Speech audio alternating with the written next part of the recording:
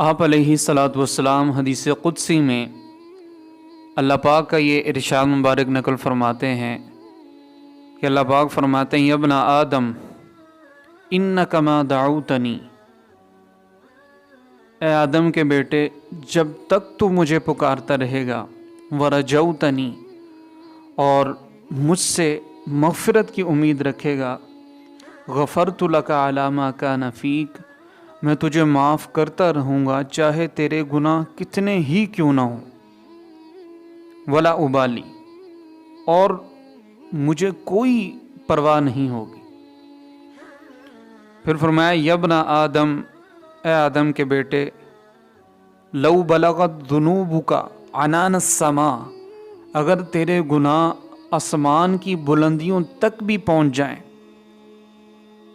استغفرتنی، اور تم مجھ سے بخشش چاہے، غفرت لک، تو میں تجھے تب بھی معاف کر دوں گا، ولا ابالی، اور مجھے کوئی بھی پوچھنے والا نہیں ہوگا، مجھے کوئی پرواہ نہیں ہوگی۔ اللہ پاک کی رحمت تو معاف کرنے کے بہانے ڈھونڈتی ہے، اتنے رحیم ہیں اور اتنے کریم ہیں اللہ پاک، بس ہمیں مانگتے وقت جو ہے وہ یقین ہونا چاہیے۔ اللہ پاک فرماتے ہیں کہ میں انا عند ظن عبدی، کہ میں اپنے بندے کے گمان کے مطابق ہوں، جیسا وہ مجھ سے گمان رکھتا ہے میں ویسا ہی اس کے ساتھ معاملہ کرتا ہوں۔ تو یقین ہونا چاہیے، یقین سے مانگی گئی کوئی بھی دعا اللہ پاک جو ہے وہ رد نہیں فرماتے، وہ ضرور بے ضرور قبول ہوتی ہے۔ آپ ایک مثال سے اس بات کو سمجھیے، حجاج بن یوسف بیت اللہ کا طواف کر رہا تھا، اس نے ایک بوڑھے آدمی کو دیکھا کہ بوڑھا آدمی جو ہے وہ نبینا تھا۔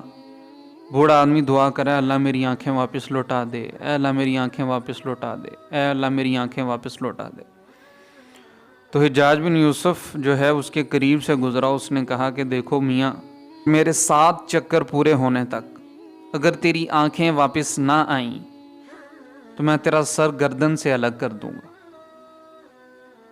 اور حجاج بن یوسف کی تو دہشت اور اس کی غضبناکی اور اس کا غصہ بڑا مشہور تھا، اس کا نام ہی ایک خوف اور دہشت کی علامت تھا۔ تو بوڑھے میاں جو ہے وہ آنکھیں تو پہلے ہی نہیں تھی ان کی، اب تو ان کو جان کے بھی جو ہے وہ لالے پڑ گئے۔ تو اب اس نے دیکھیں کس جو ہے وہ تڑپ کے ساتھ جو ہے وہ اللہ پاک سے دعا مانگی ہوگی، وہ پورے دل کے ساتھ جو ہے وہ دعا کرنے لگے۔ تو جیسے ہی حجاج بن یوسف کے 7 پھیرے پورے ہوئے، بوڑھے آدمی کے پاس واپس آیا تو اس بوڑھے آدمی کی بینائی واپس آ گئی تھی۔ اس تڑپ کے ساتھ جو ہے وہ پھر اس نے دعا مانگی کہ اللہ پاک نے اس کی بینائی لٹا دی۔ تو یقین ہونا چاہیے دعا مانگتے وقت۔ اللہ پاک فرماتے ہیں، حدیث پاک میں آتا ہے کہ اگر تم مجھ سے یہ یقین رکھتے ہوئے دعا مانگو گے کہ میں دعائیں قبول کرنے والا ہوں تو میں پھر تمہاری دعا ضرور قبول کروں۔ تو یقین ہی اصل چیز ہے۔ حضرت زنیرہ رضی اللہ تعالیٰ عنہ، ان پر جو ہے جب انہوں نے اسلام قبول کیا تو بہت ظلم و ستم ڈھائے گئے، اتنے ظلم و ستم، اتنے ظلم و ستم ابو جہل نے جو ہے ان پر ڈھائے کہ ان کی بینائی جو ہے وہ چلی گئی۔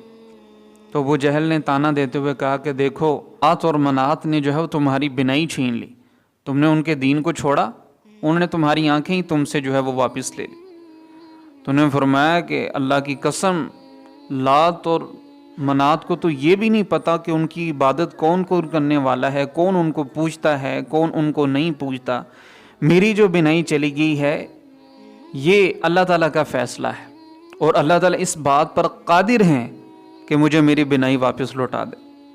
انہوں نے اتنی استقامت سے یہ بات کہی، اتنے یقین سے یہ بات کہی، اور اللہ پاک سے دعا مانگی کہ اللہ پاک کو اتنی ادا پسند آئی کہ کل صبح جب سو کر اٹھیں تو ان کی بینائی جو ہے وہ اللہ پاک نے واپس لوٹا دی تھی، اور پہلے سے بھی زیادہ جو ہے وہ تیز تھی۔ تو یہ بات جو ہے وہ پورے مکے میں جو ہے وہ آگ کی طرح پھیل گئی کہ حضرت زنیرہ رضی اللہ تعالیٰ عنہ کی بینائی جو ہے وہ واپس آ گئی۔ تو جو تانا دیتے تھے ان سب کے منہ بند ہو گئے۔ شرم کے مارے اس دن ابو جہل جو ہے وہ گھر سے بھی باہر نہیں نکلا۔ پھر حضرت ابوبکر صدیق رضی اللہ تعالیٰ عنہ نے حضرت زنیرہ رضی اللہ تعالیٰ عنہ کو خرید کر جو ہے وہ آزاد کر دیا۔ تو یقین کے ساتھ مانگی گئی دعا کبھی بھی اللہ پاک جو ہے وہ رد نہیں فرماتے۔ ہمارا کوئی بھی دکھ ہے، کوئی بھی درد ہے، کوئی بھی پریشانی ہے، کوئی بھی مصیبت ہے، وہ اللہ کے حضور کہہ لیں، رو رو کر اللہ پاک سے مانگے، تڑپ تڑپ کر مانگے، لپٹ لپٹ کر مانگے، اللہ پاک ضرور جو ہے وہ انسان کو نوازتے ہیں۔ حکیم الامت حضرت مولانا شاہ محمد اشرف علی صاحب تھانوی قدس سرہ فرماتے ہیں کہ سندیلا ہندوستان میں ایک جگہ ہے، وہاں پر جو ہے وہ بارش جو ہے وہ ایک دفعہ رک گئی، قحط کا سماں ہو گیا، سارے لوگ بڑے پریشان تھے، اور استسقاء کی نماز ہر روز پڑھی جا رہی تھی، لیکن پھر بھی جو ہے وہ بارش نہیں ہو رہی تھی۔ تو اس علاقے کی جو طوائفیں تھیں وہ ایک دن جو ہے مجمع کے پاس آئیں اور ان کے بڑوں سے بات کی کہ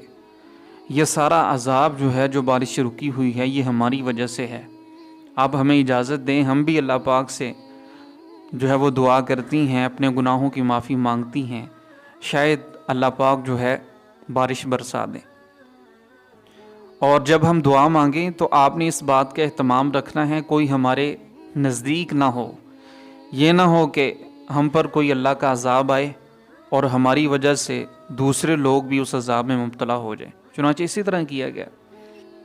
کہ ان طوائفوں نے اللہ پاک سے دعا مانگی، ابھی ان کے سر سجدے سے اٹھے نہیں تھے کہ اللہ پاک نے جو ہے وہ بارش شروع فرما دی۔ تو دیکھیں ایک طوائف جو ہے وہ اتنی گناہگار جو ہے، اس کو اللہ پاک کی ذات پر اتنا یقین ہے کہ اگر میں اللہ پاک سے دعا مانگوں گی، ہم جو ہے وہ اللہ پاک سے دعا کریں گی تو اللہ پاک ہماری توبہ کو ضرور قبول کریں گے، ہمیں ضرور معاف فرمائیں گے اور ہماری دعا کو قبول فرما لیں گے۔ اتنا یقین، جب اتنا یقین ہوتا ہے تب انسان جو ہے وہ اللہ پاک کے دربار سے خالی ہاتھ نہیں لوٹتا۔ اسی طرح جو ہے وہ ایک رئیس تھے، بہت امیر آدمی، تو جب وہ کبھی بیمار ہوتے تو طبیب کو بلا لیتے، حکیم کو بلا لیتے اور ان کو چیک کرواتے، کہتے کہ جو بھی علاج کے لیے آپ نے دوائی تجویز کی ہے اس کا جتنا بھی نسخہ بنتا ہے وہ نسخہ لکھ دیجئے، اور چاہے وہ 2 پیسے کا بنتا ہے، 10 پیسے کا بنتا ہے، 60 پیسوں کا بنتا ہے، جتنے کا بھی بنتا ہے اس کو لکھ دیجئے۔ چنانچہ وہ نسخہ لکھ دیا جاتا، تو پھر وہ اس کا حساب لگا کر اتنے ہی پیسے اللہ پاک کی راہ میں صدقہ کر دیتے اور فوراً جو ہے وہ ٹھیک ہو جاتے، اللہ پاک ان کو صحت عطا فرما دیتے۔ ان کا یقین جو ہے وہ ایسا تھا۔ تو حدیث پاک میں بھی آتا ہے کہ صدقہ جو ہے وہ بلاؤں کو دور کرنے والا ہے۔ تو یقین کے ساتھ مانگے، اللہ پاک ہماری دعاؤں کو ضرور قبول فرمائیں گے۔